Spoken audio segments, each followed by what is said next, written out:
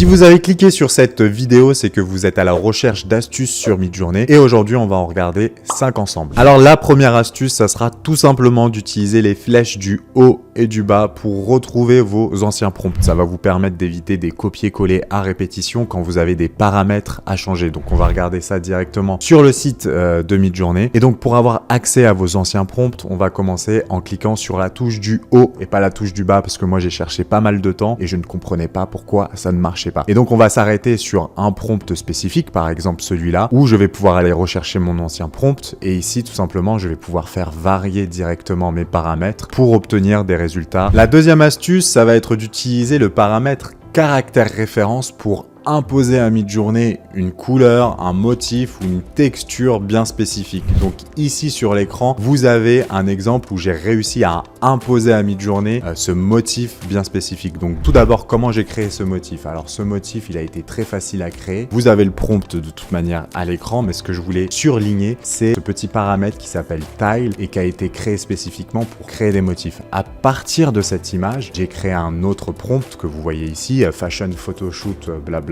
Et moi, je suis allé chercher l'image, le motif que j'aimais bien, celui-ci. Et ici, vous voyez qu'il est en image prompt et moi, je veux qu'il soit en caractère référence. Donc, je l'ai sélectionné en caractère référence et puis après, tout simplement, j'ai cliqué sur Entrée. Un autre exemple où j'ai créé un motif de type Dragon Ball Z et ici, ça m'a tout simplement appliqué mon motif. Alors, vous allez voir que c'est pas forcément exactement le même, mais en tout cas, ça se ressemble dans le style. Quelque chose qu'il faut savoir avec le caractère référence, c'est que des fois, le caractère référence va s'appliquer à toute l'image et donc ça va dénaturer mon image. Donc pour ça, je vous conseille de jouer sur ici le CW, caractère weight, qui est naturellement mis à 100. Ici, je l'ai baissé à 50 et vous voyez que le motif a été uniquement appliqué à mes vêtements. Enfin, on peut aussi appliquer ça sur des textures bien spécifiques. Donc ici, j'ai créé juste une image granit de type pierre pour à la fin créer une table. Donc ici, on va refaire l'exemple ensemble. Donc là, vous voyez, j'ai juste tapé a table et je vais sur le petit plus. Alors là, je l'ai pas dans mes images. Ce qu'il faut faire tout simplement, c'est prendre l'image ici et l'utiliser en tant que caractère référence et cliquer sur Entrée. Et vous voyez donc ici que ma table est faite de granit en utilisant cette technique de caractère référence. La troisième astuce, ça va être comment adapter la hauteur et la largeur de votre image si au début vous vous êtes trompé dans ce qu'on appelle le aspect ratio ou tout simplement l'adapter à des formats bien spécifiques, que ça soit TikTok, YouTube, Instagram. Donc pour ça, vous allez aller tout simplement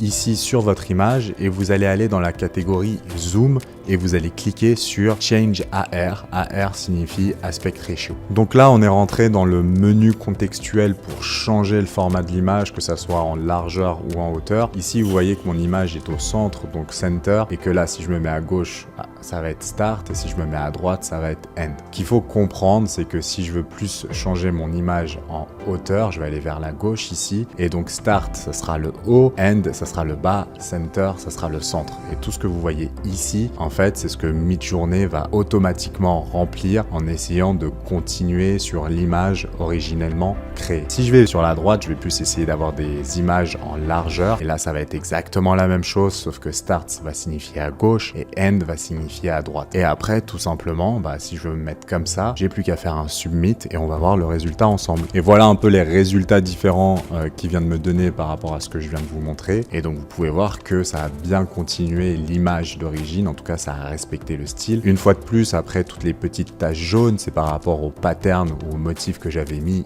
ici. Donc ici, je pense que mon caractère weight était un peu trop élevé à 50.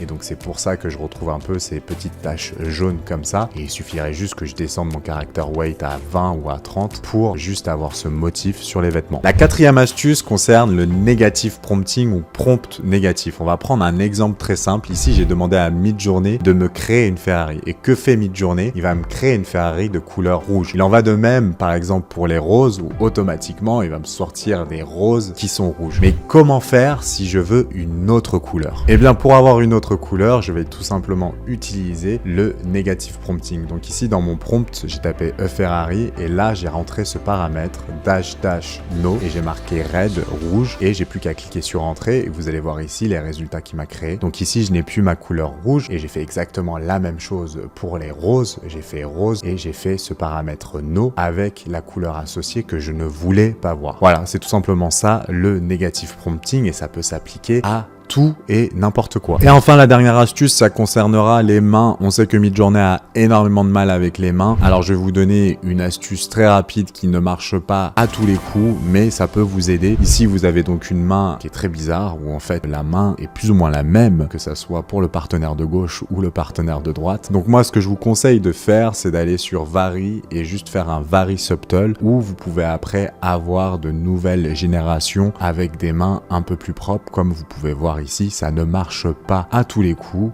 comme vous pouvez voir sur cet exemple-là ou celui-là, mais cette petite astuce du Vary Subtle peut des fois vous sauver. Voilà, j'espère que cette vidéo vous aura plu et on se retrouve la semaine prochaine pour une nouvelle vidéo d'astuces sur Midjourney. Ciao!